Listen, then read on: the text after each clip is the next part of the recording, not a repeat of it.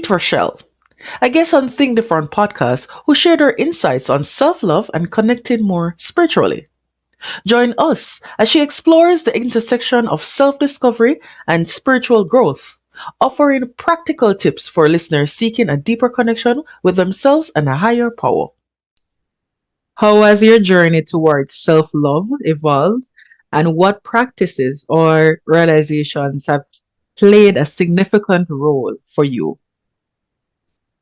Okay, well, for me, my journey towards self-love evolved beautifully and gracefully. My practices were building a closer relationship with God and knowing more about myself and where I see myself and how I see myself.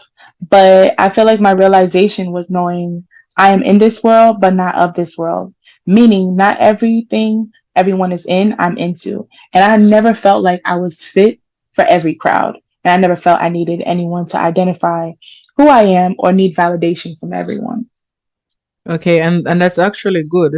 That's actually good that you have that sort of confidence about yourself because a lot of persons are seeking validation. Because learning over time of like building that relationship with God, it's like I'm learning that because I used to feel like I was more of a people's pleaser, but I can't please everyone because not everyone is always going to be pleased. And the only person who I feel like I'm supposed to be pleasing is only the man above, my creator. So, with that being said, all of that is just like to me, yeah. So, I just feel like confidence is very important because in this world that we live in, we do not have as much confidence within ourselves. But me building that relationship, like I said, with God, it done helped me to build a lot of confidence. And like I said, that's knowing more of myself. And with being the people's pleaser, I just can't find myself being that type of person anymore. Because the one who I worship and who I praise and give all thanks to, that I know I can't make any moves without him, is the person that I feel like I need to only just please within my eyes. That's good. That's a good thing to do and a good thing to have. Mhm. But can you share a defining moment when you discovered inner peace and how has it influenced your daily life? Well, for me, discovering inner peace for me is praying as I wake up, reading a devotion or affirmation book, and having like a skincare routine. And it influenced me daily to stay in a positive mindset and stay productive throughout the day.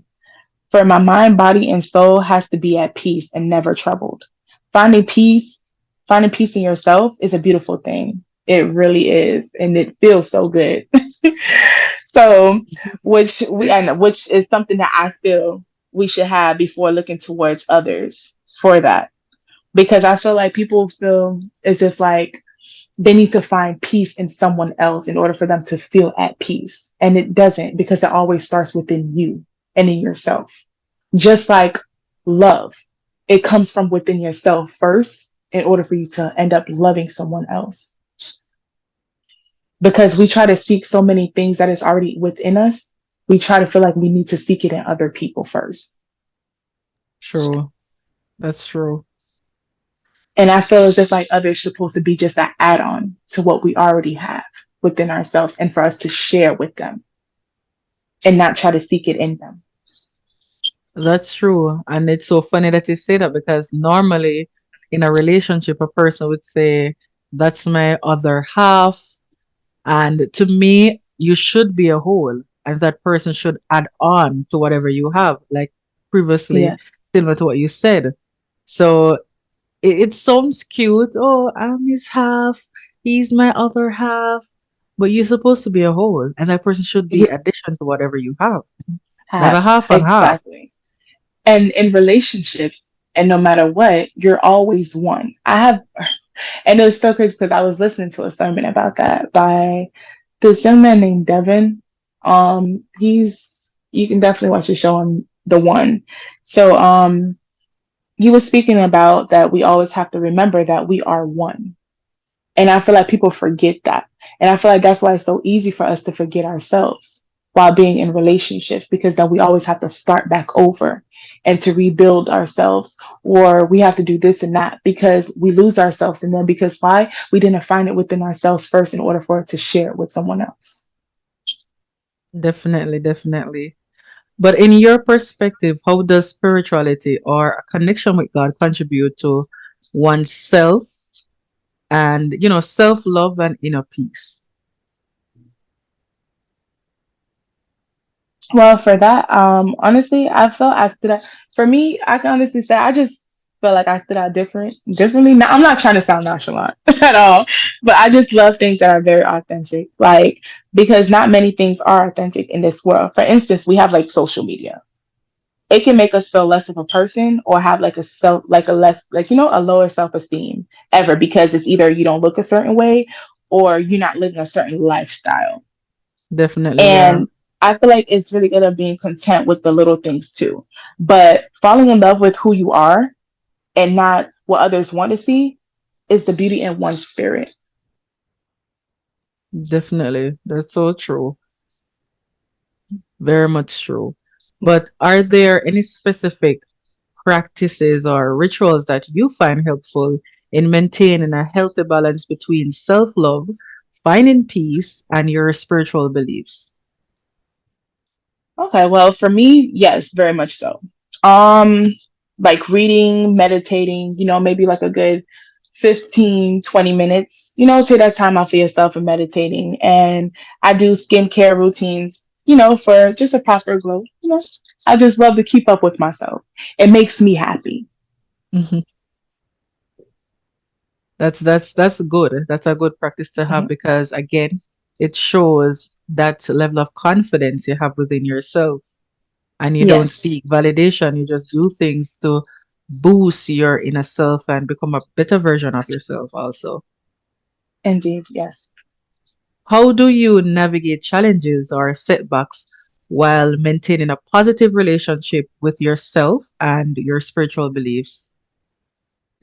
For me, I'll just try to take a time out for just myself on, let me just breathe first and, pray to the man above for everything, for being here, and as I said, for reading my devotions and also being in the word and knowing the word and trying to live by the word. It's never so easy. So I can't sit here and tell you, hey, I open the Bible and I'm trying to live by everything. But one thing for sure, I am trying and I make sure I feed onto the word. That's good. That's really good. But are there any insights or lessons you have learned on the interconnectionness of self-love, inner peace, and your connection to a higher power? Yeah, I've learned that every challenges and battles we face, we need God to help us through it all. And I feel like when I'm saying that part where we do need him, believe it or not, we can't do this without him. We can walk around here and feel like we the strongest. Oh yeah, we don't. We need him. We need him more than we know it. And this is why I will continue to speak on him and to glorify him and to give him all the praise that there is, because I know I need him. I don't try to lean Definitely. only onto my own understanding, but onto his understanding, because only he can lead and show me the way. But Definitely, we also definitely. have to work, but I feel like we also have to work on ourselves and detach, myself. And like for me, I feel like I just need to detach myself from what isn't and doesn't feel right. Because we always know what feels and doesn't feel right. But sometimes we intend to ignore because we feel like what we think is probably, we know is probably wrong, but we still feel onto it and think that, okay, you know what, this and that. But I also think it's okay to be to myself. Like I like keeping to myself sometimes. Like, I like to have that time for myself to collect my thoughts, learn to work on my emotions, my feelings, because we have that and it runs through us and it circulates through us because we're going to have emotions. We're going to have feelings different days. Today I can feel okay. Tomorrow I can feel sad. The next day I can be upset.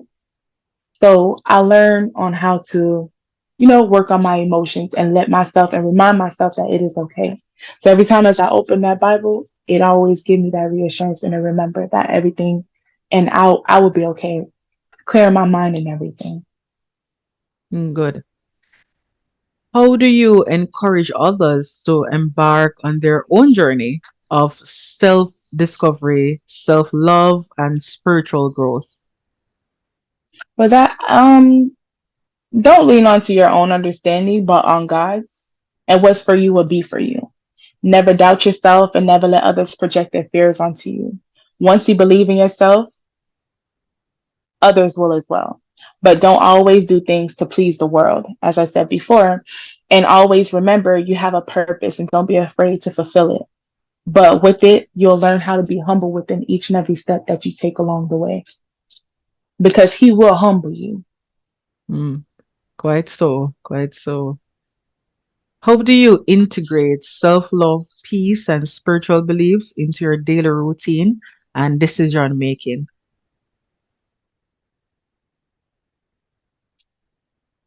With that, I'm putting myself first, setting boundaries, working on my mind, body, and soul. And it's not being selfish, but you can't move.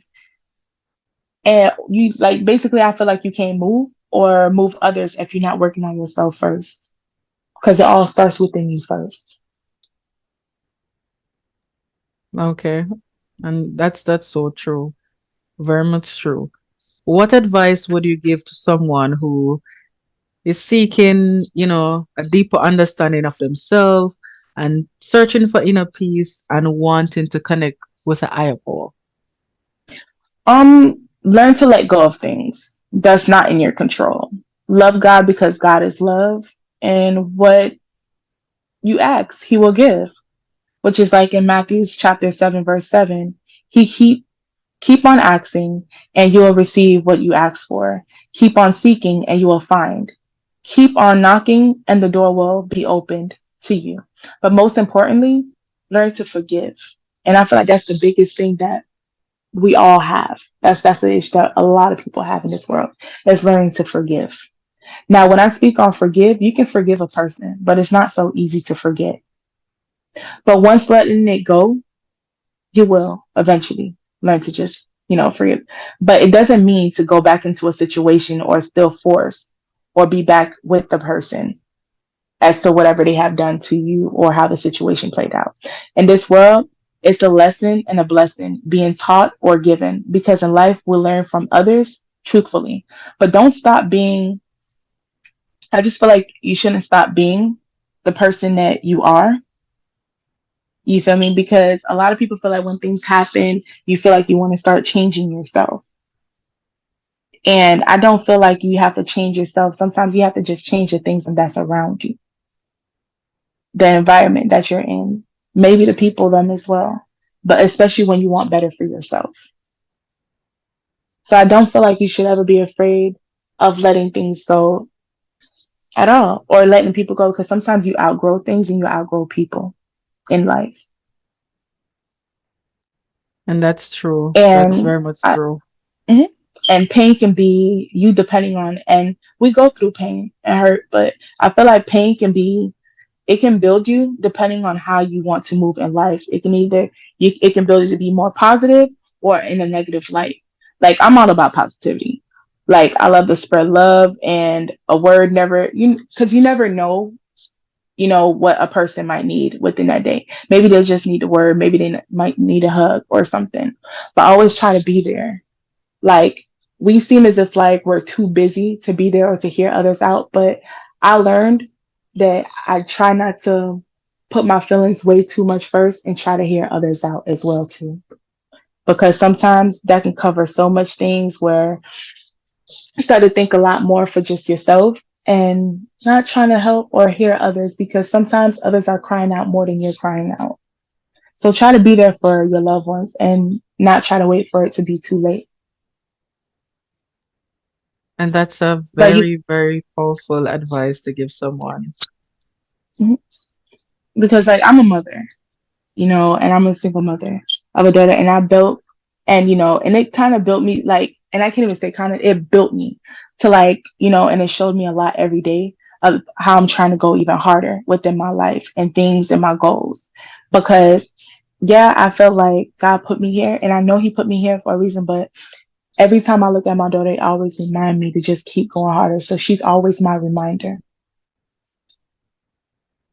I look at her as my reminder because we have our moments and our times where we feel like, okay, dang, it's just too much. It's just so this and that.